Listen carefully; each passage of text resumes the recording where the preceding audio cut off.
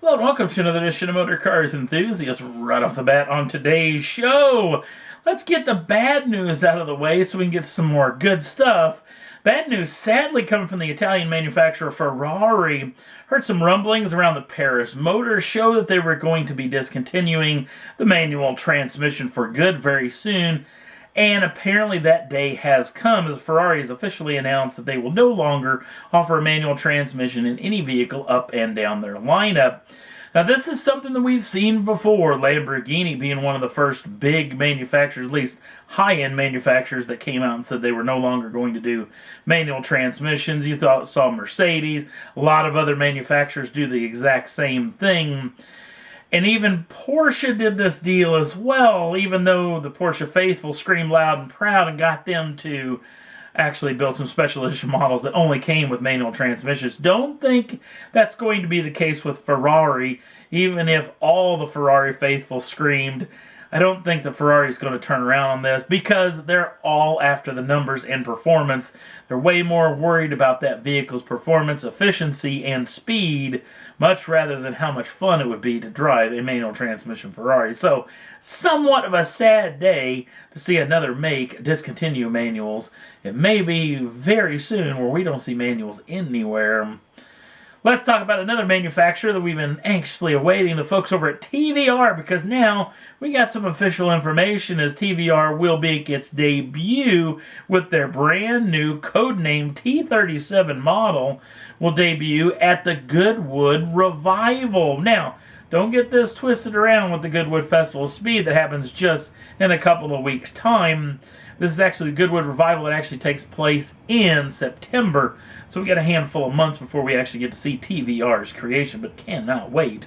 Already heard that the first go-round of the first year run of this machine has already been sold out. Next up on the list, the aforementioned Porsche is in the news. It's been in the news for some terribleness too, because apparently the German government has found not only Porsche but Audi involved in a defeat device type situation. Along with Daimler, the German government's really been going after a lot of inland manufacturers about their practices over the past several years. But let's talk a little bit more about some goodness, especially the brand new GT2 that has been testing quite heavily in circuits like the Nürburgring.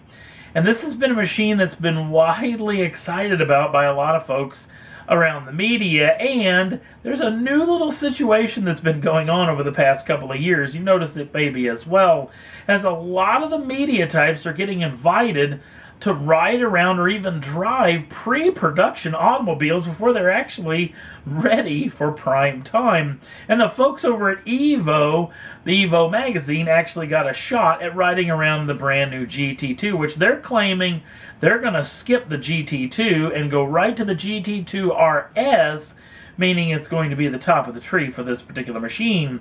They're talking about upgrades being quite significant inside the 3.8-liter twin-turbocharged flat 6.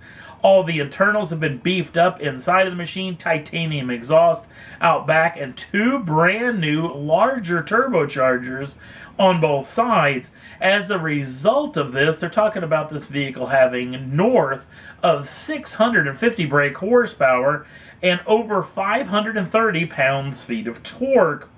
The vehicle will sadly be exclusively a dual-clutch transmission, 7-speed, as far as that's concerned. And they're also talking about this machine being able to be doing a sub-7-minute lap around the Nürburgring Nordschleife loop, which is going to put it right up there with hypercar territory, especially because 7-minute 12 is the best the old GT2 RS was able to do, and it'll be the quickest vehicle by a pretty good chunk if it actually beats that Mercedes-Benz GT-R AMG that actually lapped the Nürburgring Nordschleife loop in 7-minute 10. So, anxiously awaiting this vehicle's debut, which will be at the Frankfurt Motor Show in September. Hopefully we get some performance numbers coming out, and especially that ring lap time, which will be very interesting indeed.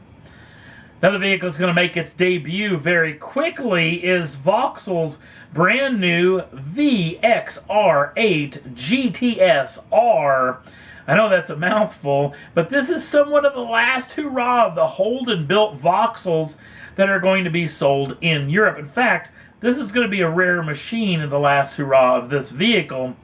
This vehicle is going to have a 6.2-liter supercharged V8, making 587 brake horsepower and 545 pounds-feet of torque, shipped through a 6-speed automatic gearbox. This vehicle will be exclusively a 6-speed automatic, and the rear-wheel drive system has a limited slip differential in it as well.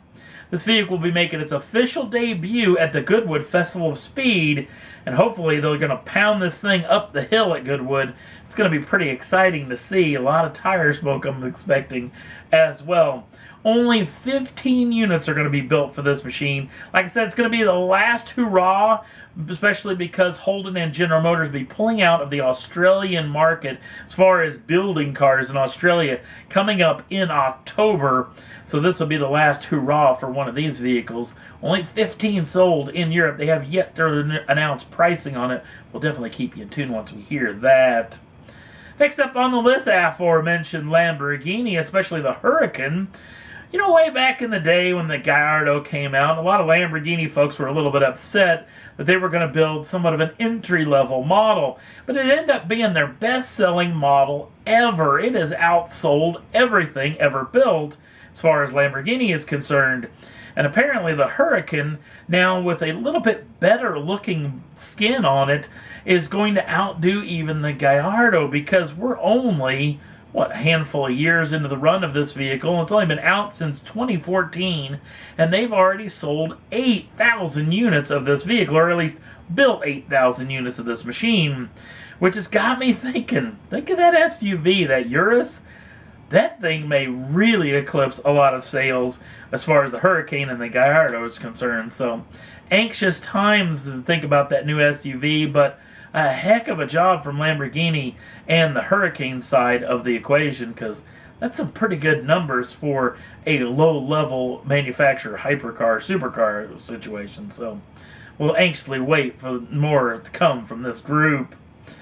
Next up on the list, well, if you've been anxiously awaiting, much like me, that the Grand Tour will be coming back for round number 2, season 2, James May let it out on British television that the program will be debuting on Amazon Prime coming up in October. Didn't have an official date as of yet, but the first go-round of this group will be in October. And apparently there's a little bit of rumors around there's going to be a fair amount of changes from the first go-round of this program. So, exciting times if you're a big fan of this program.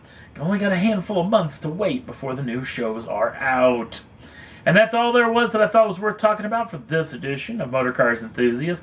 Don't forget to like us over on the Facebook page. Links down in the show notes. Also, if you'd like to subscribe to the channel, you can do so at any time. And you get the first dibs on the brand new shows as soon as they come out. Thanks for watching. We'll see you again real soon.